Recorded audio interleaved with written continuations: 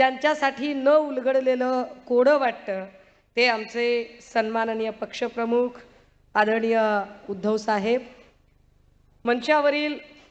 मंचाच्या समोरील सर्व मान्यवर, इलेक्ट्रॉनिक आणि प्रिंट माध्यमांचे सर्व मान्यवर प्रतिनिधी, मी राऊत साहेबांचा नामोल्लेख थोडासा मागे ठेवला।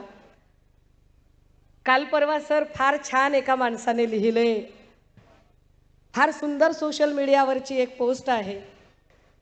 एक अत्यंत सभ्य गृहस्थ एका गावामध्ये गेला। गावात गेल्यानंतर त्याने गावातल्या प्रमुखाला विचारलं, दादा गाव कसं आहे? ते म्हणले गाव एकदम चांगलं आहे। गावातली माणसं कशी आहेत? ते म्हणले गावातली माणसं सुद्धा चांगली आहेत। गाव चांगलं आहे, गावातली माणसं सगळी चांगली आहेत। मग तुमच्या इथं या वाड्यात इथं कोपऱ्यात ही भली मोठी काठी कशासाठी आहे? ते म्हणले गाव सगळं चांगलं आहे, माणसं सुद्धा चांगली आहेत, फक्त त्यांनी बिघडू नये, वळण बिघडलं आणि जरा काही त्यांनी इकडं तिकडं पाऊल टाकलं तर त्यांना जागेवर आणायची म्हणून ही काठी आहे। सर, महाराष्ट्राच्या राजकारणामध्ये जरा कोणी चुकला की ठोकला या न्यायाने जी काठी गरजेची आहे ती काठी म्हणजे आमचे सन्माननीय संजय राऊत साहेब आहेत।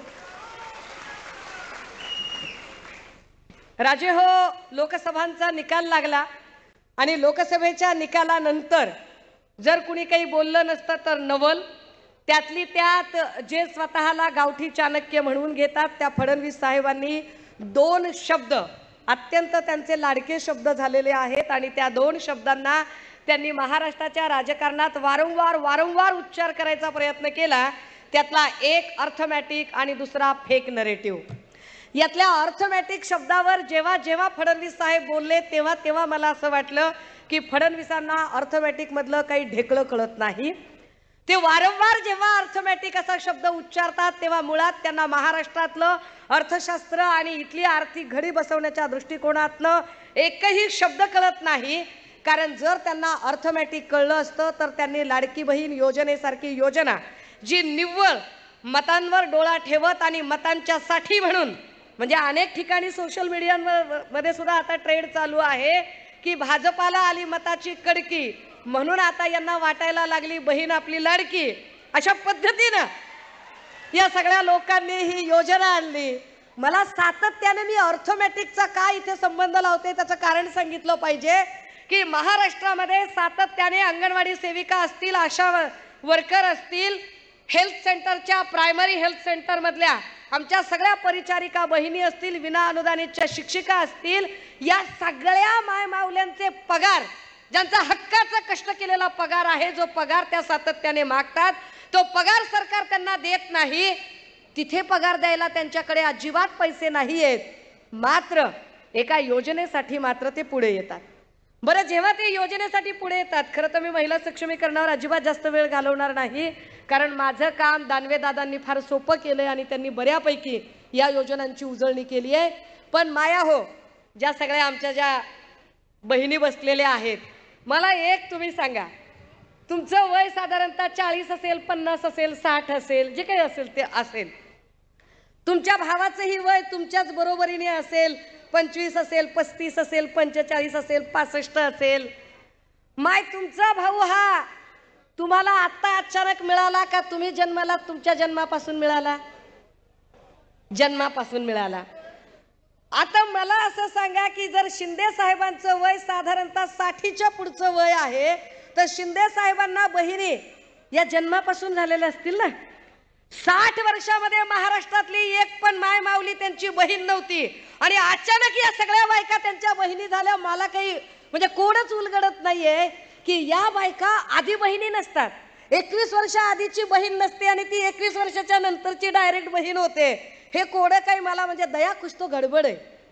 बरं, या सगळ्या बहिणींमध्ये सुद्धा काही बहिणी लाडक्या आहेत आणि काही बहिणी दोडक्या का बरं आहेत ते कळत नाही। काही बहिणी त्यांच्या प्रचंड लाडक्या आहेत।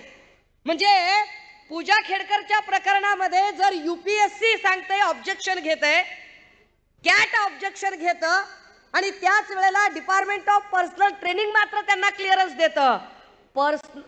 डिपार्टमेंट ऑफ पर्सनल ट्रेनिंग अखत्यारीत येतो ते मोदीजींच्या, तिथे तिला क्लिअरन्स मिळतो। म्हणजे पूजा खेडकर ही एक लाडकी बहीण होते इकडे राज्यामध्ये सुद्धा ओबीसीचं अवनत गटाचं प्रमाणपत्र तिला मिळतं, ते शिंदे साहेबांच्या कारकिर्दीत मिळतं.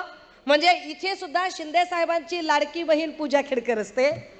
पुण्यामधलं आरोग्य प्रमुखाचं जे पद आहे ते पद पुण्यातल्या सगळ्या सेवा ज्येष्ठतेचे नियम डावलून पुण्यातले जे सगळे सिनियर डॉक्टर्स आहेत, जे सरकारी रुग्णालयांमध्ये सेवेत आहेत, त्या सगळ्यांना डावलून डॉक्टर मानसी नावाच्या एका अत्यंत नवागत डॉक्टरला ते पद दिलं जातं.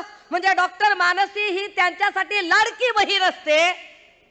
अगदी त्याच वेळेला सातत्यानं महिलांच्या प्रश्नांवर बोलण्यापेक्षा, महिलांवर होणाऱ्या अन्याय अत्याचारांवर बोलण्यापेक्षा लोकांच्या आयुष्यात डोकावणे आणि लोकांचे आयुष्य उद्ध्वस्त करणे असं करणाऱ्या वाघबाई सुद्धा त्यांची लाडकी बहीण असतात.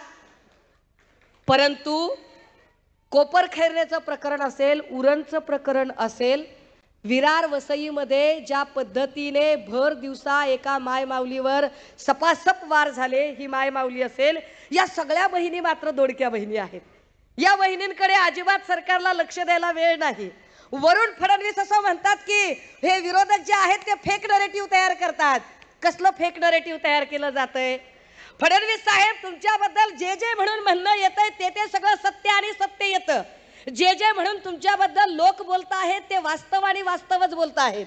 याच पुण्यातल्या एका भाजपच्या अधिवेशनामध्ये फडणवीस साहेब धादांत खोटं बोलत होते आणि धादांत खोटं बोलताना ते असं म्हणाले की आरक्षणाची कालमर्यादा फक्त आणि फक्त 10 वर्षांची होती आणि 10 वर्षांची कालमर्यादा असताना ती कालमर्यादा मोदी आणि वाजपेयीजींच्या काळामध्ये वाढवली गेली.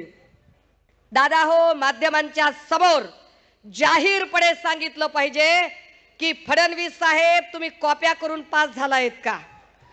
तुम्हाला अभ्यास नावाची काही गोष्ट माहित आहे का?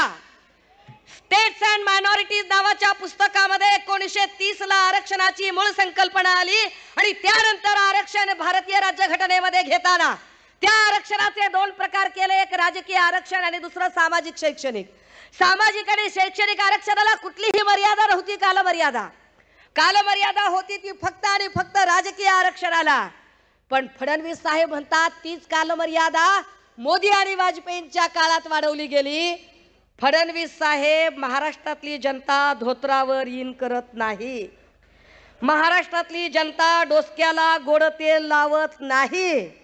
भारतीय राज्यघटना 1950 ला पारित झाली. 50 ला आरक्षणाची संकल्पना आली. 50 पासून 10 वर्ष म्हणजे 1960. 60 ला भाजपचं सरकार केंद्रात होतं का? 60 ला ज्यांनी आरक्षणाची मर्यादा वाढवली ती काँग्रेस होती. त्यानंतर 70 ला सुद्धा तुम्ही सत्तेमध्ये नव्हतात. मोदीजी तर कुठल्या तरी रेल्वे स्टेशनवर चाय पीत विकत असतील. मग तुम्ही आणलं कुठून हे नरेटिव्ह?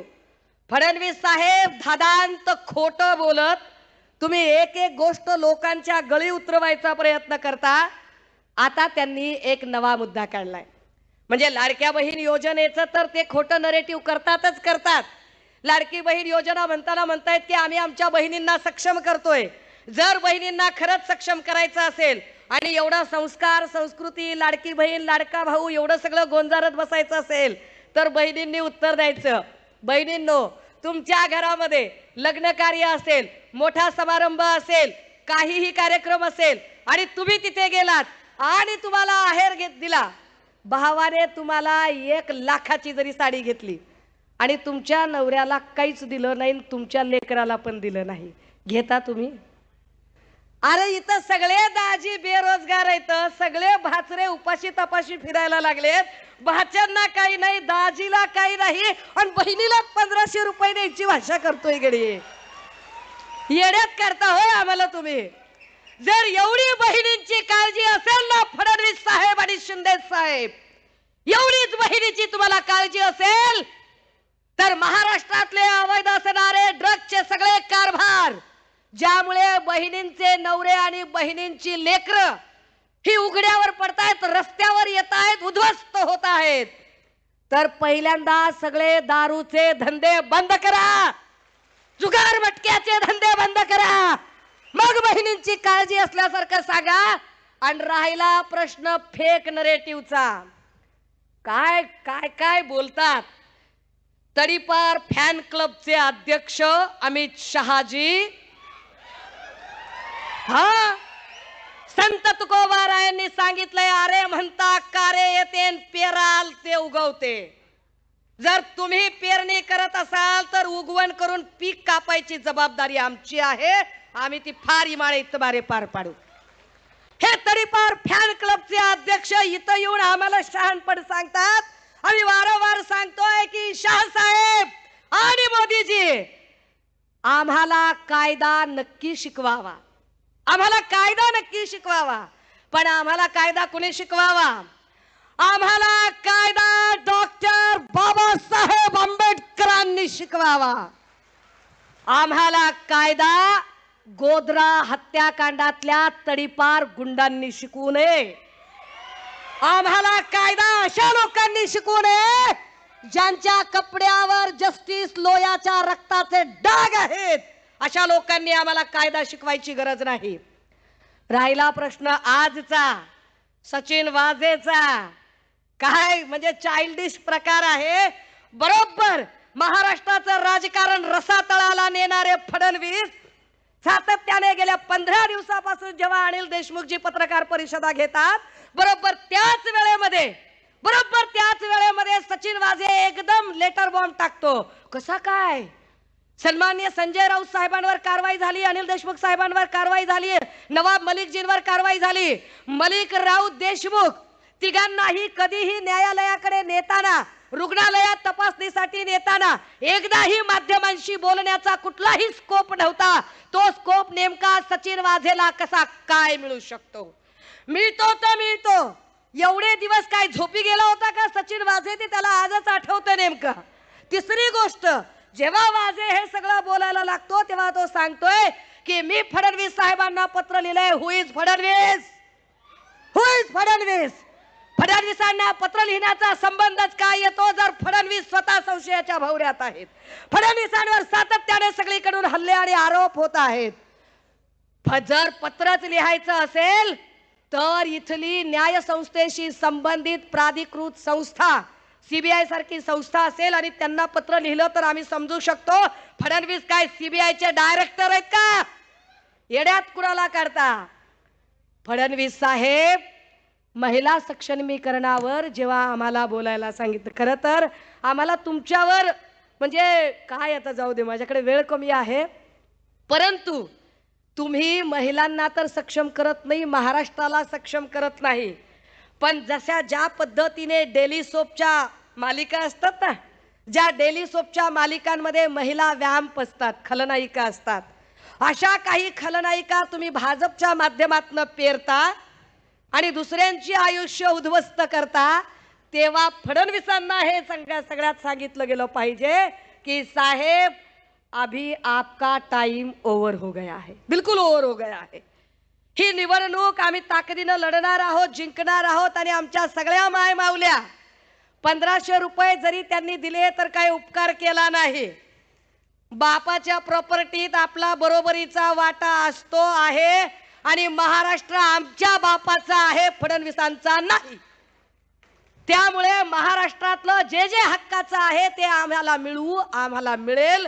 त्यासाठी तुम्ही आम्हाला 1500ची खैरात करायची कारण नाही. तुम्ही अदानीला 1700 कोटीचा पॅकेज देता आणि आम्हाला 1500चा खाऊ देऊन गप्प राहायला सांगाल तर आम्ही राहणार नाही. पण या निमित्ताने या अधिवेशनामध्ये खरं तर क्षमा मागून, राऊत साहेबांची, भास्करदादांची, पक्षप्रमुखांची क्षमा मागून आम्हाला प्रामाणिकपणे सांगावंसं वाटतं की सर, आमच्या काही जागा ज्या आहेत आता तरी किमान या वेळेला प्रेमापोटी जाऊ नयेत, त्या जागा आम्हाला आणि आम्हालाच मिळायला हव्यात. उदाहरणार्थ आम्हाला पुण्यातली हडपसरची जागा असेल, वडगाव शेरीची जागा असेल, कोथरूडची जागा असेल, या जागा आम्हाला मिळायला हव्यात. आम्ही त्या हक्काने आपल्याकडे विनंती करतोय. आम्हाला कल्पना आहे आम्ही महाविकास आघाडीत आहोत, शिस्तीत आहोत, परंतु पुणेकरांच्या वतीने ही मागणी आम्ही आपल्यासमोर ठेवणं फार गरजेचं आहे की आम्हाला हडपसर, वडगाव शेरी आणि सर हा प्रतिसाद सांगत असेल की माझं म्हणणं सगळ्यांना पटलेलं आहे. मी आपल्या सगळ्यांकडून एक सेकंड, जरा जोरात जोरात साहेब येणार आहेत. आणि काल सर म्हणाले मुंबईच्या मेळाव्यामध्ये, सन्मान्य पक्षप्रमुख म्हणाले की एक तर तो राहील नाही तर मी. सर आमच्यासारखी एवढी मोठी फौज प्रत्येक वार झेलायला तयार असताना तुम्हाला मैदानात सुद्धा यायची गरज नाही. फक्त आदेश करा, बियाला सुद्धा ठेवत नाहीत आम्ही. एवढ्या ताकदीचे आहोत आम्ही. शिवसेनेच्या महिला आहोत आणि अत्यंत ताकदीने आमची लढाई लढणं आम्हाला कळतंय. आम्ही ती ताकदीने लढाई लढू.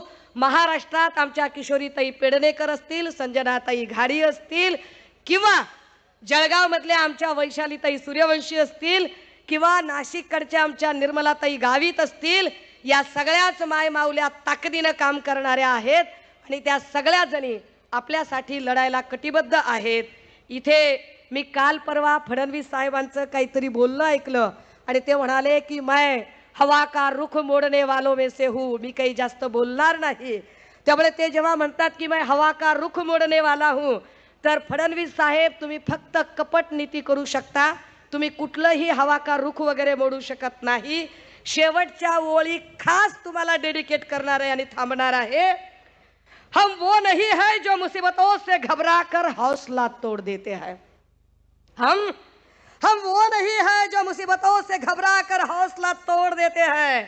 हम वो है जो अगर ठान ले तो हवाओं का भी रुख मोड़ देते हैं.